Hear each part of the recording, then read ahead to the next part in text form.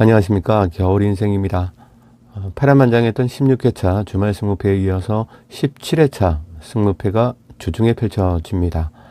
원래는 내일 방송으로 편성이 되어 있던 17회차 승무패 일부 시간인데 주말 18회차가 난이도가 높은 경기들이 굉장히 많아요. 그래서 분석방송 일정들을 하루씩 앞당겨서 업로드를 하겠습니다. 혹자들께서는 너무 쉬운 매치업들이라서 끈값밖에 안 되는 적중금을 받느니 배팅 자체를 패스하겠다는 분들도 정말 많이 계십니다. 그래서 정말 감사합니다. 적중금이 크게 예상되는 회차라고 해서 그 돈이 내 주머니로 들어온다는 보장이 있는 것도 아니고, 쉬워 보이는 것 같지만 그래프가 워낙 기울 것으로 예상이 되기 때문에 두세 경기만 부러지면 찬란한 2월판으로 가지 말라는 법도 없는 17회차로 보여집니다.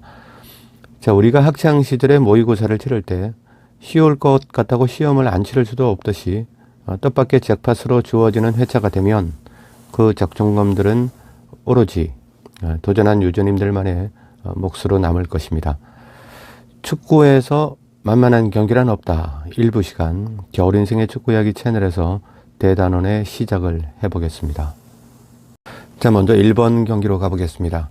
피파 랭킹 23위와 115위 간의 싸움이라서 순리대로 끝날 것 같기는 하지만, 선수들도 마찬가지겠지만 분석하는 입장에서도 자만하지 않고 겸손하게 접근해 보았습니다.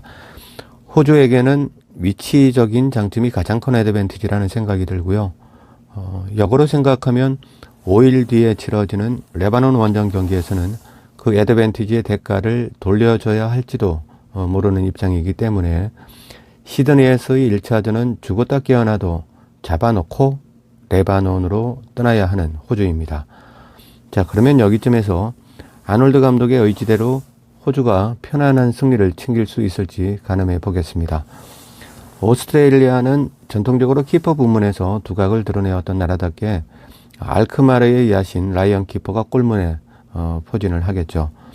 올 시점만큼은 기량이 만개하고 있는 매트 라이언은 LADBC에서 이 21번의 경기를 치르는 동안 10번의 클린시트를 기록했다는 부분은 레바논의 파이널이 메이드가 되는 경우는 희박하다 보여집니다.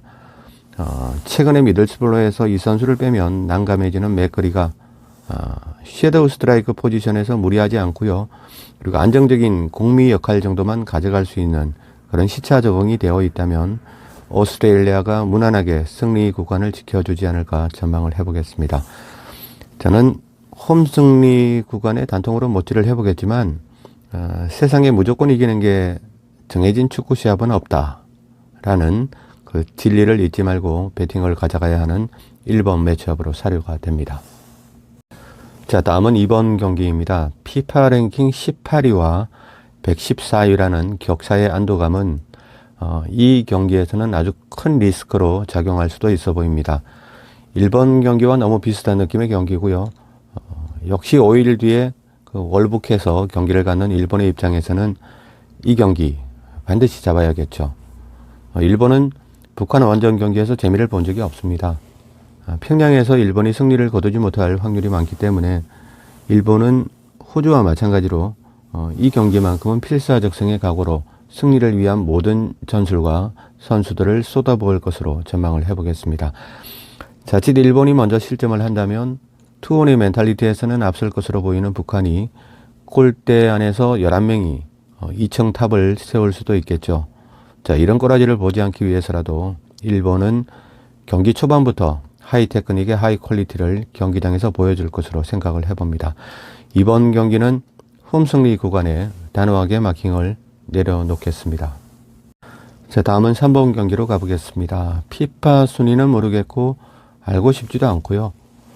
제가 과연 이 요지경속 같은 한국 축구를 평가할 수 있는 능력이 되는지 많은 생각을 해봤습니다. 분위기로 보아서는 승무패를 모두 깔고 싶은 구간이지만 이번 경기만큼은 서울 월드컵 경기장을 가득 메운 붉은 물결에 찬물을 끼얹지 말라는 바람을 담고 홈팀의 승리 구간에 안착을 해보도록 하겠습니다. 자, 다음은 5번 경기고요. 북한 축구의 감독님에서 인천 유나이티드 감독님, 그리고 지금은 홍콩 국대를 이끌고 있는 안데르슨 감독님의 축구는 지난 아시안컵에서 중동 원정이라는 핸디캡에도 아랑곳하지 않고요. 이란에게 0대1로 아쉬운 패배를 기록했을 만큼 세레미를 더해가고 있습니다. 특히 조금 과장된 표현을 빌리자면 트리피어, 기마라이스, 고던으로 이어지는 뉴캐슬의 빙고라인처럼 그 삼선 왼쪽에 찬 선수부터 중원의 탄을 거쳐서 오른쪽의 최전방 카마르고로 이어지는 홍콩의 빙고라인 또한 우즈베키스탄이 허드로 상대하다가는 정말 그 경기 종반에 회심의 일격을 두드려 맞고 홍콩 가기에는 부족함이 없어 보였던 안데르센의 홍콩입니다. 자, K리그의 인천 팬분들의 내리에는 그 안데르센 감독의 온화했던 미소와 그리고 강인했던 전술을 잊지 못하는 분들도 계시리라 믿습니다. 저 역시 그 안데르센 감독님의 팬으로서 홍콩의 선전을 기원하지만 상대팀의 클래스가 조금은 버거워 보이는 것이 사실입니다. 일신후일신하고 있는 홍콩 대표팀의 홈 경기력과 애드밴티지를 절대로 간과해서는 안 되는 매치업으로 사료가 됩니다. 그래도 뒤에 편성된 경기들의 마킹 구간에 여유를 좀 가져가기 위해서 5번 경기는 원정팀 우즈베키스탄의 승리 구간을 담아가 보겠습니다. 자, 다음 경기는 오늘의 마지막 추천 경기입니다. 9번으로 가보겠습니다.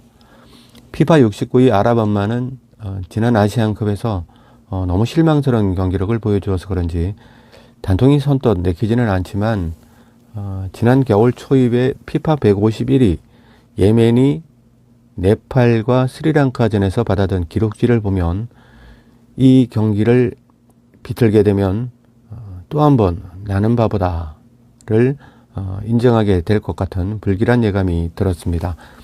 스리랑카 원정에서는 무승부, 네팔 원정에서는 후반 30분이 다 되어서야 첫 골을 기록했던 예멘입니다.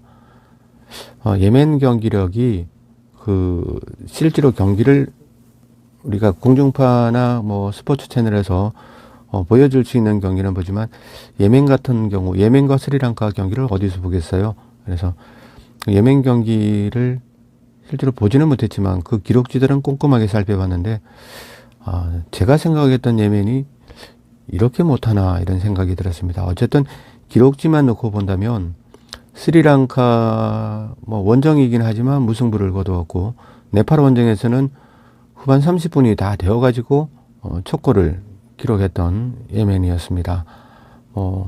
지난 그 아시안컵이나 걸프컵에서 치렀던 경기, 볼 수 있는 경기들은 조금씩 이렇게 구해서 경기를 시청해 봤지만 화면으로 보기에는 그렇게 나쁜 편은 아니라는 생각이 들었거든요. 근데 기록지를 쭉 살펴보면서 굉장히 놀랐던 부분이 스리랑카 원정에서 무승부, 그리고 아까 조금 전에 말씀드렸던 네팔 원정에서 그 후반 71분인가 2분인가 그때 첫 골을 내주고 또 끝나기 얼마 남지 않아서 한 골 내주고 그렇게 해서 네팔이 2대 0으로 예멘에게 패했거든요.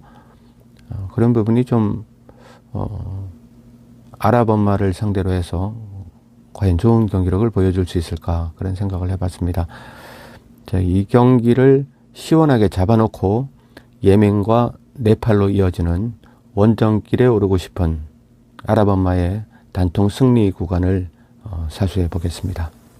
이상으로 겨울 인생의 축구 이야기 채널에서 편성을 해드렸던 축구에선 만만한 경기란 없다 일부 시간이었습니다. 도움이 되셨다면 구독과 좋아요, 알림 설정 부탁드리고요. 저는 2부 시간에 다시 만나 뵙겠습니다. 지금까지 겨울 인생이었습니다. 감사합니다. All I've ever wanted was an ice cold man. All I've ever needed was an ice cold man.